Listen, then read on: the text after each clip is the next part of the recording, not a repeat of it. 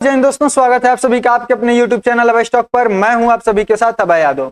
साथियों, हमारा जो मणिपुर है भारत का एक अहम हिस्सा है और यहाँ पर हमेशा कुछ न कुछ अशांति हुई रहती है। खैर, अभी पिछले कुछ दिनों में यहाँ पर शांति जो है कि बनी हुई थी, लेकिन अभी ये फिर से अशांति स्टार्ट हो गई है। यहाँ पर फिर से इस तरीके के प्रोटेस्ट जो है कि निकल कर सामने आए। ये कल सुबह और शाम के टाइम पे यहाँ पर कुछ ऐसा हुआ जिसके वजह से फिर से ये एक बहुत बड़ा मुद्दा बन गया और यहाँ पर कर्फ्यू भी लगाना पड़ा। आइए मैं पूरी वीडियो में आपको समझाता हूँ कि ये मुद्दा मेन है क्या, किस वजह से इतने सारे प्रोटेस्ट होते हैं, क्या मेन रीजन है इसका और इसको क्या सरकार कर रही है, किस तरीके से इसको सॉल्व किया जा सकता है। इन सारी चीजों पर इस वीडियो के माध्यम से चर्चा करते हैं। साथियों, अगर चैनल पर नए हैं तो चैनल को सब्सक्राइब कर लीजिए, क्योंकि यहाँ पर करंट अफेयर से रिलेटेड सारे मुद्दे आपको शॉर्ट वीडियोस के रूप में मिलते हैं, जो कि बहुत ही इंपॉर्टेंट होते हैं आपके पेपर के दृष्टिकोण से भी और जनरल नॉलेज के दृष्टिकोण से भी। चलिए वीडियो को स्टार्ट करते हैं। होप करते हैं कि आपने चैनल को सब्सक्राइब कर लिया होगा। साथियों, यहाँ पर आप देख सकते हैं कि ये पूरा हेडलाइन बना हुआ है यहाँ पर कि Manipur on edge protester threat to set themselves on fire, curfew claimed. यानी कि यहाँ पर जो प्रोटेस्टर हैं, इस बारी इन्होंने कुछ अनोखा तरीका किया है। इन्होंने क्या किया कि इन्होंने सरकार को जो धमकी दी प्रोटेस्ट करते टाइम। ये प्रोटेस्टर्स जो थे ये क्या किए कि प्रोटेस्ट करते समय ये लोग प्रोटेस्ट करते करते पेट्रोल लिए हुए थे अपने हाथों में, और ये किसी और चीज पर आग लगाने की बजाय वो पेट्रोल खुद पे डाल लिए और इन्होंने खुद को ही जलाने का यानी कि आत्मदाह करने का जो है कि भारत सरकार को धमकी दे दी। आखिर इस पर हुआ क्या? इन सारी चीजों की वजह से फाइनली यहाँ पर जो है कर्फ्यू लगाना पड़ा, इंटरनेट सेवाओं को बंद करना पड़ा। ये कर्फ्यू मेन हुआ किस लिए था वो मैं अगर आपको बताऊं तो देखिए, सारा मुद्दा क्या है आप सभी लोगों को बहुत पहले से अच्छे तरीके से पता है, लेकिन एक बार ये मामला जो है कि ठंडा हो चुका था। इसको मैं एक बार ब्रीफ में आपको समझा देता हूं, जिसके बाद आपको अच्छे से ये सारी चीजें समझ में आ जाएंगी और पूरा जो इसके पीछे का बैकग्राउंड है वो सब कुछ आपको अच्छे तरीके से समझ में आ जाएगा। देखिए, ये दो जो जाति है, मतलब एक तरीके से जाति ही है, इसके रूप में अगर इसको देखें तो एक है मैतेई और जो दूसरा है वो है पोकीजो और मैतेई।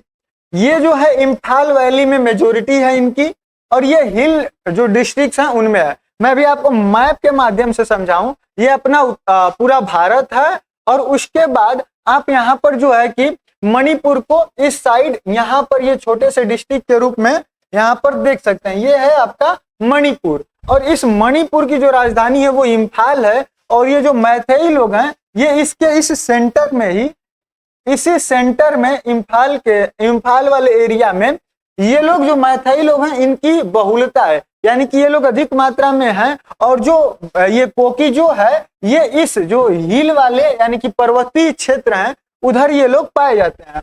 तो यहाँ पर मेन मुद्दा क्या है? तो मेन मुद्दा यहाँ पर देखिए, जो ये मैथई हैं ये हिंदू माने जाते हैं, यानी कि ये हिंदू धर्म से बिलोंग करते हैं, और जो कोकी जो हैं ये यहाँ पर क्रिश्चियंस धर्म से आते हैं। इनका मांग था कि इनको जो मैथई हैं कि इनको एसटी का स्टेटस मिल जाए, जिसकी वजह से इनको और सारी सुविधाएं मिलने लगेंगी। और ये जो कोकी जो हैं ये सोचते हैं कि अगर इनको अनुसूचित जनजाति का जो है कि दर्जा मिल गया तो जो इनका है इनकी चीजों का हनन होने लगेगा, यानी कि इनको जो सुविधाएं मिलती हैं वो मिलना कम हो जाएंगी। तो कुल मिला जुलाकर यहाँ पर बात अगर लास्ट में देखें तो जातिवाद से ही पनपा है, और ये आरक्षण के वजह से ही ये पूरा चीज जो है कि दिक्कत में आता है। मैं आपको एक बार बताऊं तो मई 2023 में अनुसूचित जनजाति यानी कि एसटी का दर्जा दिए जाने की मांग को लेकर ये जो मेती है ये जनजाति लोगों द्वारा किया गया एक शांतिपूर्ण विरोध प्रदर्शन था 2023 में, जो कि एक सामूहिक हिंसा में बदला। और तब से लेकर अब तक सोचिए यहाँ पर 258 लोगों की मृत्यु हो चुकी है और करीबन 60,000 से ज्यादा लोग यहाँ पर अपने घर द्वार को छोड़कर यहाँ से विस्थापित हो चुके हैं। मतलब इसका इतना बड़ा इम्पैक्ट जो है कि यहाँ पर पड़ा हुआ है। साथियों, आपको मैं बताऊं तो ये अब प्रोटेस्ट क्यों स्टार्ट हुआ है, मैं अगर इसको आपको समझाऊं तो आप यहाँ पर देखिए, ये एक अरेस्ट किया गया था आरमबाई टेंगोल करके एक वहां की कम्युनिटी है, या एक तरीके से कहें तो ये लोग प्रोटेस्ट करते हैं इस चीज के लिए ही। तो इन लोगों की एक कम्युनिटी है जिसमें एक कन्नन सिंह नाम के एक आदमी है, इनके लीडर हैं, जो कि पहले मणिपुर पुलिस कमांडो में ही ये सेवारत थे, जिसके बाद इनको जो है कि सस्पेंड कर दिया गया और उसके बाद ये आरमबाई टेंगोल के जो है कि लीडर के रूप में निकल कर आए। इन्हीं को अरेस्ट किया गया है, जिसकी वजह से ये पूरा मुद्दा सामने निकल के आया है। इशू क्या था, इनको अरेस्ट करने का कारण क्या था, तो इन्होंने फरवरी 2024 में एक पुलिस अधिकारी जो कि एसपी रैंक के बताए जाते हैं, उनका अपहरण किया और उनको प्रताड़ित किया। और इन्होंने अपने जो पुलिस, मतलब देखिए ये पुलिस विभाग में रहे हुए हैं तो इनके कुछ परिचय होंगे, यानी कि लोगों के साथ इनकी जो है पहचान होगी। ये उस पहचान का गलत उपयोग करके अपने जो काम है इस तरीके से करते हैं, तो इसके वजह से इनको अरेस्ट किया गया। साथियों, इस कदम से जो मैतेई जनता है उसके द्वारा अपने रक्षक को निशाना साधने के रूप में देखा गया, और विशेषकर तब जब हिंसा के जो आरोपी कुकी समाज के हैं, यानी कि जो लोग कुकी लोग हैं जिन्होंने पहले हिंसा की थी, उन लोगों की गिरफ्तारी अभी तक नहीं हुई है, कुछ लोग फरार हैं। तो ये लोग कह रहे हैं कि आप जो हम लोगों के रक्षक हैं, यानी कि ये इनको कन्नन सिंह को अपना रक्षक मानते हुए ये कह रहे हैं कि अगर आप इनको गिरफ्तार कर रहे हैं, वो भी तब कर रहे हैं कि जब आप ये कुकी समाज के जो यहाँ के कुकी के जो नेता थे जिन्होंने पहले हिंसा की हुई है, उनको आप अरेस्ट अभी तक कर नहीं पाए और आप इनको अरेस्ट कर रहे हैं। तो इसके वजह से ये पूरा मामला जो है कि निकलकर सामने आया। साथियों, कुछ इस तरीके की विजुअल्स नजर आए थे जिसमें ये प्रोटेस्टर्स जो हैं, आप यहाँ पर देख सकते हैं, अपने हाथों में पेट्रोल लेकर आए हुए थे, और ये अपने हाथों में पेट्रोल लेकर आए हुए हैं और इन्होंने इस तरीके से पेट्रोल से कुछ अपने ऊपर छिड़का और सरकार को धमकी दी कि अगर आप हमारी बातें नहीं सुनेंगे तो हम आपको जो है कि इस तरीके का काम करेंगे और खुद का आत्मदाह करेंगे। ये विजुअल्स आप देखिए, यहाँ पर इस प्रोटेस्ट के बाद इस तरीके की कुछ आगजनी हुई, जिसके बाद इस तरीके की कुछ इमेज जो है कि निकल कर सामने आई, जो कि बहुत ही बेकार स्थिति फिर से मणिपुर की दर्शा रही है। खैर, अभी तक हमारे जो वहां के गवर्नर हैं और जो वहां की सरकार है, गवर्नमेंट, वो अभी इस पर एक्शन लेते हुए इसको 5 जिलों में, जो 5 जिले हैं मणिपुर डिस्ट्रिक्ट के, वहां पर कर्फ्यू लगा चुकी है, जिसमें इम्फाल वेस्ट, इम्फाल ईस्ट और जो थाउबल है, फिर कैंचिंग और जो बिष्णुपुर है, यहाँ पर अभी इन 5 जिलों में जो है कि कर्फ्यू लगाया जा चुका है। सिर्फ इमरजेंसी सेवाएं ही जारी हैं और इसी के साथ साथ यहाँ पर इंटरनेट को भी शट डाउन कर दिया गया है। 7 जून से ही ये सारी चीजें जो है कि कर दी गई हैं और ये कब तक आगे चलेगा ये देखने वाली बात होगी।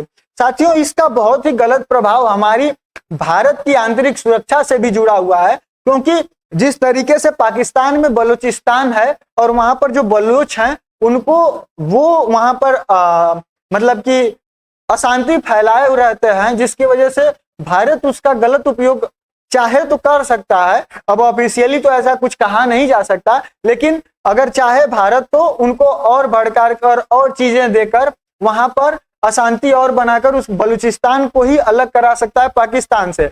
लेकिन यहाँ पर जब अपनी बात आती है तो यहाँ पर भी भारत को सोचना चाहिए कि मणिपुर हमारा एक अहम हिस्सा है और उसमें इस तरीके की अगर अशांति रहेगी तो आतंकवाद का खतरा और बढ़ेगा, देश की सुरक्षा और खतरे में आएगी। तो साथियों, ये पूरा मैटर था। उम्मीद करता हूं सारी चीजें मैं आपको अच्छे तरीके से डिस्कस कर पाया। साथियों, अब मैं आपको एक चीज और भी इसमें साथ में ऐड करते चलूं, ये जो आरमबाई टेंगलो जो समूह है, कम्युनिटी है, ये एक कट्टरपंथी जो मैतेई समूह है उसकी जो है कि एक ये पार्टी है, एक तरीके से कहा जाए तो ये एक समूह है जो कि 2023 के जातीय संघर्ष के दौरान ही ये बना है। यानी कि ये पुराना बहुत ज्यादा नहीं है, 2023 में जब यहाँ पर एसटी और एसटी को मतलब एसटी को लेके आया था मैटर कि इनको दर्जा मिलना चाहिए या नहीं, तो उसी के समय ये बना हुआ था। साथियों, इसे कथित तौर पर घाटी के भीतर यानी कि यहाँ पर शक्तिशाली राजनीतिक तत्वों से गुप्त समर्थन भी इसको प्राप्त है। यानी कि कुछ पार्टियां भी, वहां की राजनीतिक पार्टियां भी हैं जो ऑफिशियली या फिर खुल के तो नहीं, लेकिन अंदर अंदर इनको जो है कि सपोर्ट करती हैं। तो इसके वजह से ये बहुत ही ज्यादा महत्वपूर्ण है। इनका काम क्या है, तो ये सतर्कता से हमले करते हैं, हथियार लूटने का काम करते हैं, और प्रेस के खिलाफ धमकियों से भी इसको जोड़ा जाता है कि ये जो प्रेस मीडिया वाले हैं उनको भी जो है कि धमकी देते हैं। उम्मीद करता हूं मैं पूरा मामला आपको अच्छे तरीके से समझा पाया। साथियों, आपकी अपनी क्या राय है इस पूरे मुद्दे पर? भारत को अभी यहाँ पर क्या एक्शन लेना चाहिए जिसकी वजह से यहाँ पर जो अशांति बहुत समय से फैली हुई है इसको जल्द से जल्द कंट्रोल किया जा सके? आप अपनी सारी जो भी आपके अंदर है आप उसको कमेंट सेक्शन में बता सकते हैं अपनी राय। बाकी हम मिलते हैं अगले वीडियो में किसी अन्य टॉपिक के साथ। तब तक के लिए जय हिंद, जय भारत।